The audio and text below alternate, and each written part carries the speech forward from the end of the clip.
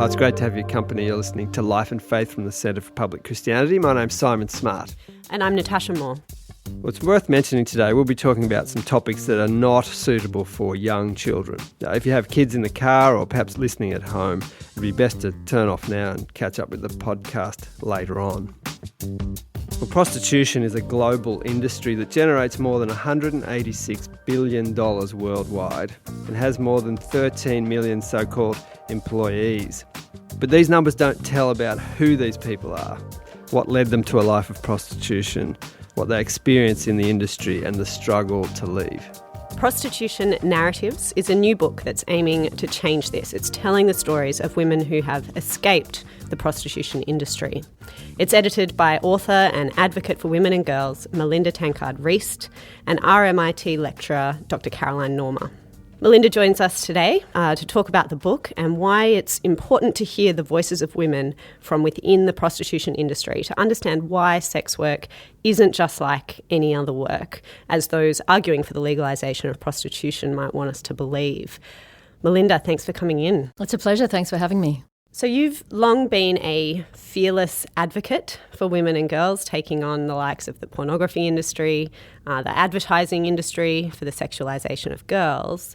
What was it that called your attention to the prostitution industry and the need to write this book? Well, we hear a lot of spin really from the global sex industry that prostitution is work, it's a job like any other, it should be acknowledged as that it's not harmful, that women can have a great life in the industry, they can make lots of money, that it's glamorous, they can travel and meet interesting men. And we knew that wasn't true. We knew that there were survivors starting to form survivor groups internationally, and we felt that it wasn't fair that we were only hearing one narrative, one discourse, mostly promulgated by those with vested interests in keeping the business as usual. And so we wanted to provide a platform to women that don't usually get heard in the mainstream. And so we put out this call for stories and we were flooded with accounts. So you've been listening to quite a few of these stories. What is it that's stuck with you as you've heard story after story of these people's experiences? The strength of these women, their ability to survive, their willingness to come out with their stories, the fact they're still alive for many of them is extraordinary. There were four main themes that came out of the book. One was the lack of choice for so many women that ended up in prostitution. Many of them were coming from backgrounds of child sexual abuse, of marginalisation, of inequality, poverty, disadvantage. They were often recruited because of those things. They were easy prey. Many of them began as children. The violence within the industry was quite shocking, what women endured, and the lack of exit programs, the lack of opportunity to get out. So often they're dragged back into the industry because of money. They aren't offered anything else, retraining or education, or support, housing. Often if they're single mothers, there's not enough support for them and their children. It's just too easy for them to go back into the industry. What was impossible to miss as you read these accounts was the prevalence of sexual abuse experienced by these women earlier in their lives. Does that experience seem to predispose women to ending up in this type of industry? Well, child sexual abuse and incest has been described as the boot camp for prostitution, the training ground for prostitution. Some stats say that around 95% of women in the industry suffered sexual abuse as a child. And what a tragedy. One of the young women in the book, Charlotte, was first used, trafficked by her family at the age of 5. And often they think that's all they're good for, and that's where they find this sort of weird affirmation. It's really the only praise they've ever got for how they act sexually, how they perform sexually, what they provide that becomes sexually who they are, becomes their identity. They don't have good people in their lives. They don't get affirmation from other places, and it ends up in this vicious cycle. And that came out very strongly was the prevalence of sexual abuse, which was really a form of recruitment into a life into the industry. Now, some of the arguments for decriminalisation of prostitution include that prostitution is a victimless crime. that consenting adults cause no harm to each other, or that it's a career choice. Now, are women entering into these things willingly? The picture you're painting suggests something other than that. Well, certainly for the women in our book, choice is just a myth. Choice is a misnomer.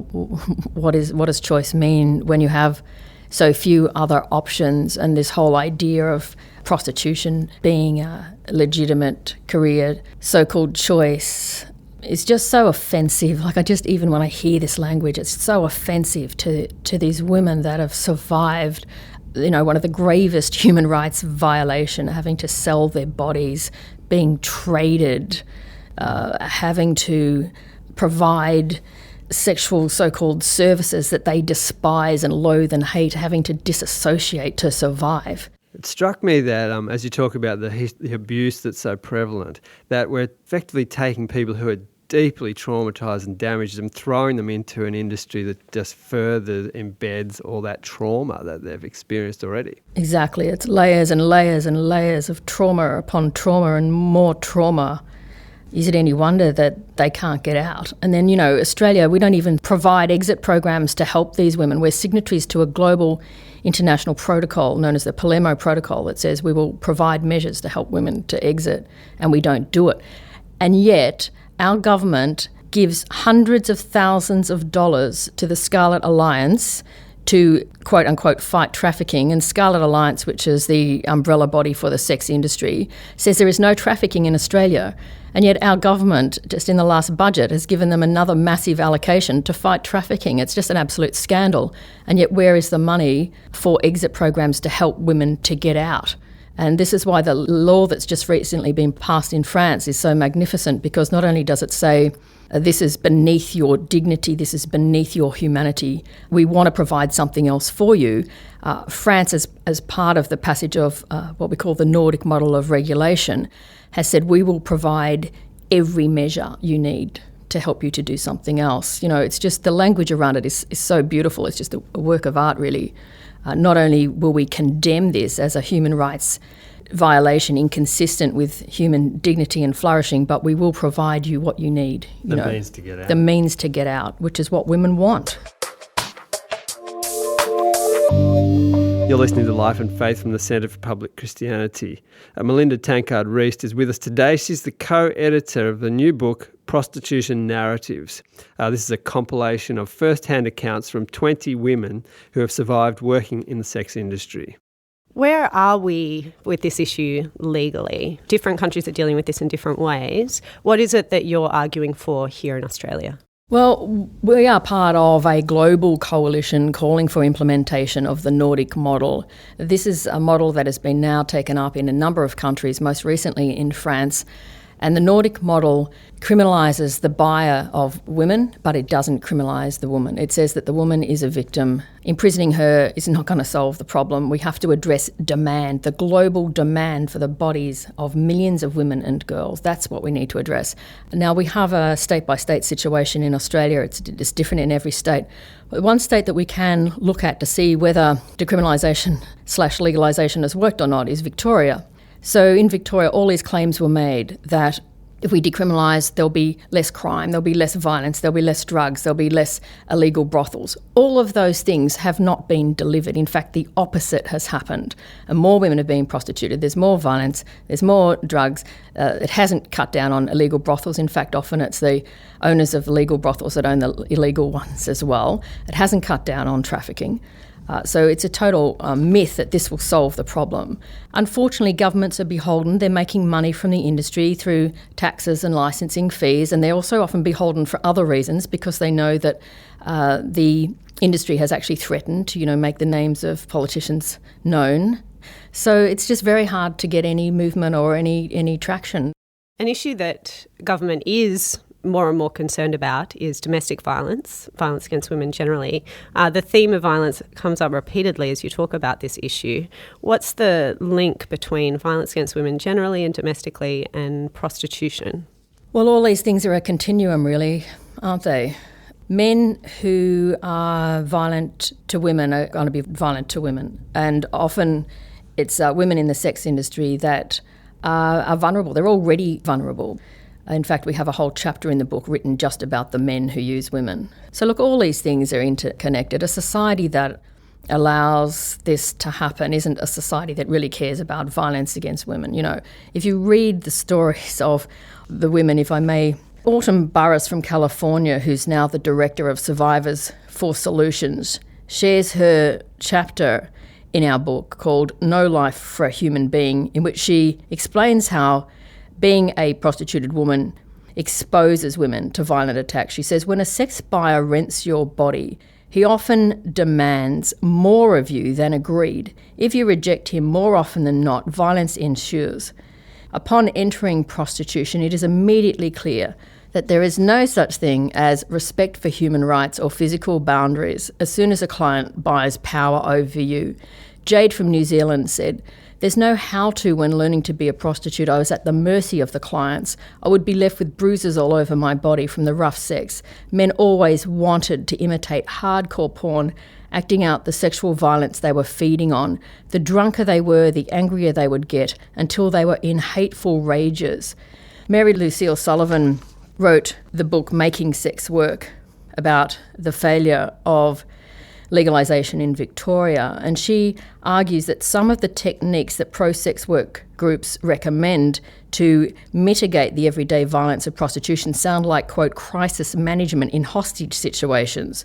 Melinda, how do we know that the kinds of stories that these women tell, that those stories are typical of the industry and they're not just, you know, these people have bad experiences, but the norm is something quite different? That's what the sex industry kind of claims. We know it's not the case, not only because of the women that have spoken out in this book and that are speaking out globally in new survivor movements that are forming around the world.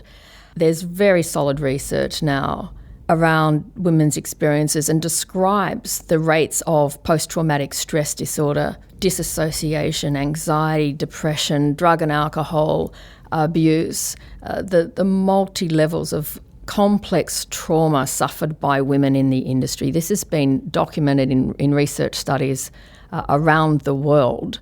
Melinda, do people that you've talked to and people who have told their stories ever speak about a spiritual element to this or damage associated with this sort of traumatic experience? I remember hearing a prostitute say once that they take a piece of your soul every time. Yes, a number of the women did reflect on this. They talked about the effect on their bodies physically. They talked about the effect on them mentally and emotionally, and a number of them talk about the spiritual devastation. Something at the deepest core of their being was being violated. And many of them that have come out of the industry have sought some kind of consolation, some kind of spiritual healing. Some have found it in Christian faith, some have sought it in Buddhism. One of the very beautiful things that's come out of the book, and you know, God knows we need to find some, is that these women, you could just see it happening where they realised that this was beyond their own personal experience. They were part of a global movement of women against prostitution, and you could see them find that sort of love and support in each other, that they weren't so isolated, they weren't so alone. And it's just been wonderful to see. And also they've become politically active. They would never have thought they'd be able to do this. So it's an amazing experience to even touch on some of these stories. It's worth saying that it's pretty heavy going, Melinda, but there is a redemptive element to this in the sense that these women got out, and the way you're describing the sort of solidarity, the way they're coming to life in some of these experiences is really, truly brilliant. And you know, we're very sympathetic to the idea of giving voice to the voiceless people. You've certainly done that with this book, and we're very grateful to you. Well, thank you. Thanks so much for your interest in the book. You've been listening to Life and Faith from the Centre for Public Christianity. Prostitution Narratives is edited by our guest today, Melinda Tankard Reist and Caroline Norma, and it's available for purchase now. We're always grateful to have people like Melinda on our show to speak plainly and passionately about issues that are hard to talk about but very important. We'd love to hear what you think. Feel free to leave us a rating or review on iTunes. Just type Centre for Public Christianity in the search box to find us. Next week, is Europe still Christian? Join us then.